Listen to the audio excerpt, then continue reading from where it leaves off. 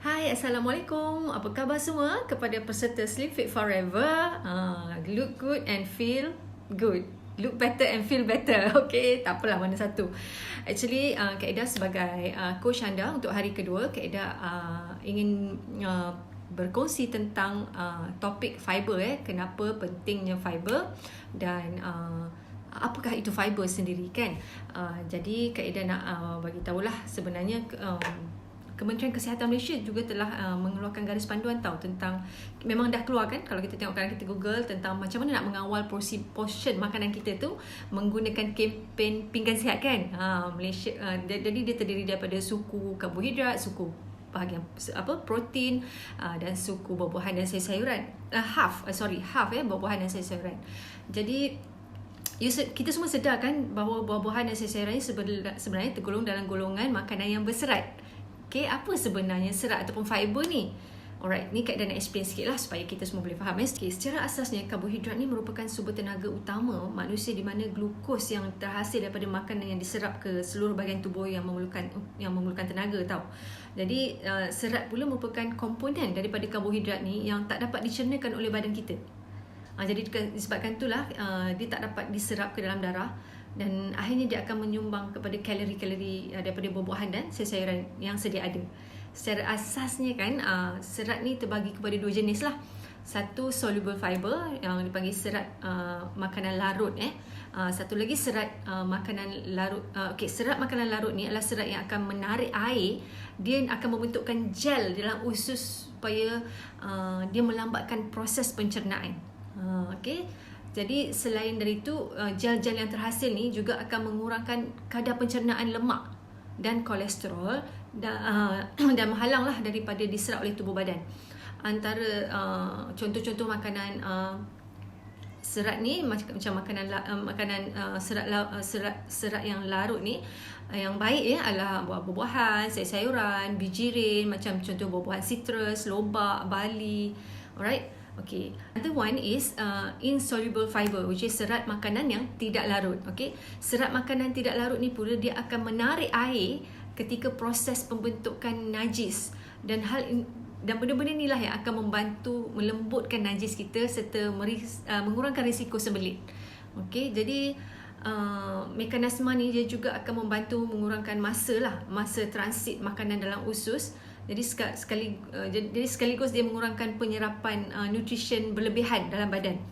Okay, antara sumber utama serat makanan yang tidak larut ni pula ialah macam bijirin, roti bijirin yang penuh tu kan, wholemeal bread, cauliflower, brokoli, lentils. Sebenarnya makanan berserat ni, makanan yang berserat akan mengandungi dua-dua jenis serat ni tau.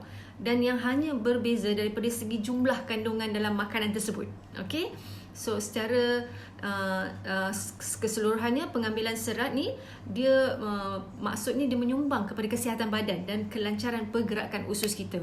Itulah pentingnya kita mengambil serat ni. Secara amnya juga dia dikenapastii mempunyai kelebihan dalam membantu memperbaiki simptom macam contoh sembelit, sakit jantung, kencing manis, berat badan yang berlebihan. Okay, kepada peserta-peserta SFS, sebab itu kita kena makan fiber. Dan penyakit darah tinggi juga. Okay, antara sebab-sebab sebabnya adalah memandangkan serat tidak dapat dicerna. Ia akan melambatkan pergerakan makanan dan sekaligus pencernaan menghasilkan rasa kenyang yang lebih lama. Jadi bila kita rasa kenyang lebih lama, kita tak adalah makan benda-benda merapu sangat. Okay? Bukan tu saja, jadi serat ni juga memberikan rasa berat dekat bahagian usus kita tau. Usus besar lah. Dia akan mempercepatkan rasa kenyang. Jadi dia akan mengurangkan kadar pengambilan makanan lah. Dia menyumbangkan kepada penurunan berat badan. Okay, sebab itu bila orang nak turun berat badan, kita memang galakkan makan fiber. So selain dapat mengatasi penyakit berat badan, jadi dia sangat penting lah untuk keseluruhan kesihatan secara keseluruhan badan kita.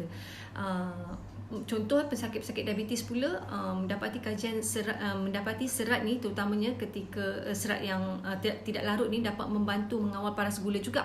Okey, gula dalam darah. Kenyataan yang facts yang Kak Ida bagi ni sebenarnya disokong oleh banyak research. Jadi Serat ni dia bentuk macam span dalam usus badan kita untuk melambatkan penyerapan glukos dan juga meningkatkan sensitiviti insulin kepada pesakit-pesakit kencing manis. Jadi serat ni merupakan makanan penting ya dalam diet harian kita.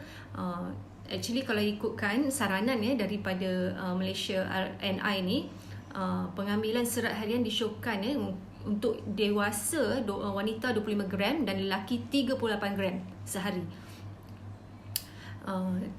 Kita dapat makan dengan mengambil contoh 5 hidangan buah-buahan dan sayur-sayuran. Okey, kalau nak ikutkan gram tu lah.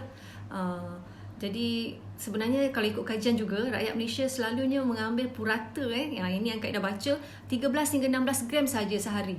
Jadi itu yang menyebabkan rakyat Malaysia ni memang bila dah obes tu dia susah nak turun berat badan. Antara sebab dia adalah kerana bila dia susah nak turun berat badan kerana kekurangan mengamalkan fiber. Okey, fiber, jadi sayur-sayuran, buah-buahan ni sangat penting. Pengambilan rakyat Malaysia sangat rendah jadi macam mana nak tingkatkan pengambilan serat ni? Jadi senang je, macam of course macam kita di SFF kita memang ada fiber kita kan, kita ada satu sachet fiber, kita makan setiap hari satu. Bila kita beli barang-barang kat luar, kita boleh tengok label nutrisi produk dan pilih produk yang mempunyai kandungan serat yang tinggi. Dahulukan buah-buahan buah-buahan sayuran sebelum hidangan yang lain. Jadi macam contoh kalau ni Kak dah bagi tips lah, kalau nak makan apple, jangan buang kulit apple tu. Kadang-kadang ada orang dia buang kulit kan. Kulit tu sangat-sangat penting untuk sebab kandungan serat pada kulit ni sangat tinggi kita juga digalakkan untuk memilih makanan bijiran yang penuh seperti roti whole wheat meal kan, whole meal tu oat sebagai sarapan kan. Buah-buahan ni elok ambil direct intake instead of juice dia memaksimalkan kandungan serat yang kita ambil. Jadi kita kena ingatlah walaupun bagaimanapun pengambilan serat ni dilakukan secara berperingkat. Kadang-kadang dia tak boleh juga mengambil serat ni secara mendadak sebab ada kesan sampingan pada perut seperti angin lah, kadang-kadang kembung. Mungkin akan terjadi kepada peserta-peserta SFF ni. Kadang-kadang you all jenis yang tak makan serat, Kak dah tahu sangat. So that's why kadang-kadang you akan rasa kembung lah. Tapi simptom ni sebenarnya normal, dia akan beransur pulih sebaik saja badan kita dapat adapt biasakan diri dengan pengambilan serat tu. Jadi kat sini Kak dah nak bagi tahu kesimpulannya, pengambilan serat ni sangat penting lah bagi mengurangkan risiko daripada dapat pelbagai-bagai penyakit. Kadang orang tak faham kenapa kena ambil serat. Serat ni bukan saja untuk buang-buang air besar, tapi dia mengundang juga boleh membantu melindungi kita daripada penyakit berbahaya. Dia perlu, rasa pengambil serat ni memang dititik beratkan sebenarnya daripada seawal usia lagi. Anak-anak kita kan digalakkan makan buah-buahan sayur-sayuran. Okey, ini adalah kita punya Forever Fiber. Okey, Forever Fiber kita ni adalah soluble fiber. Okey, apakah kandungan yang ada pada Forever Fiber ni? Kak dah nak bagi tahu dia ada 4 kandungan fiber lah. Okey, you all boleh baca sendiri kan? You all ada kan yang peserta SFF. Actually antara yang Kak dah gemar pada kita punya Forever Fiber ni because dia ada Arabic gum. Arabic gum ni samalah almanah. Almanah ni adalah makanan sunnah kan. Tapi you all tahu tak? Sebenarnya almanah ni ramai orang amalkan, orang Melayu kita amalkan, cuma kita tak boleh amalkan, dia ada sukatan dia tahu yang perlu diambil. Jadi seronoknya di Forever Fiber ni dia dah ada dalam bentuk sachet macam ni. Dia dah buat uji kaji dah. Okey, sebanyak ni lah yang kita boleh ambil untuk kesihatan usus kita. Jadi memang sangat sempurna, apa orang kata, macam senang lah untuk kita, tak payah nak berfikir berapa banyak sudu kita nak ambil kan fiber. Lagi satu, Forever Fiber kita ni dia memang mencukupi lah untuk supply kekurangan fiber yang ada pada yang tak cukup pada badan kita. Selepas kita dah makan sayur-sayur buah-buahan tu, kita memang memerlukan fiber kan. Okey, apa kelebihan daripada di Forever Fiber ni? Of course dia ada 5 gram fiber untuk setiap stick ni. Dia senang dibawa kan. Jadi kita boleh letak dekat minuman kita ataupun pada makanan kita pun kita boleh letak sebab dia tak ada rasa apa. Okey, dia mild taste. Okey, dia gluten free, sesuai sangat untuk vegetarian. Dia bila kadang-kadang serta fiber kalau siapa you all pernah makan fiber kat luar tu kan, kalau you makan fiber tu dia macam berpasir kan. Ni tak, dia macam bila dah bancur dia senang larut kan. Terus minum rasa macam tak ada apa, cair kosong biasa. Okey, and boleh lah. Tak ada, kadang-kadang fiber ni memang tak suka sebab dia ada rasa macam pasir tu kan. Yang ini okey. Memang convenient sangat nak bawa, nak minum, nak makan dengan kita punya salad ke dengan nasi kita pun boleh. Okey. So macam mana bagaimana Forever Fiber ni berfungsi kan. Jadi Kak Ida just nak share kat sini sikit lah. Forever Fiber ni dia membantu dalam memastikan pergerakan usus yang normal lah, macam tadi Kak Ida share kan. Jadi Forever Fiber juga membuat kita rasa lebih kenyang dengan lebih cepat dan perlahankan kadar penghadaman dan membuat kita rasa lebih kenyang lebih lama. Jadi Forever Fiber ni juga dia menggerakkan lemak melalui sistem penghadapan yang lebih cepat. Okey. Jadi kurang lemak akan diserap ke dalam badan kita lah.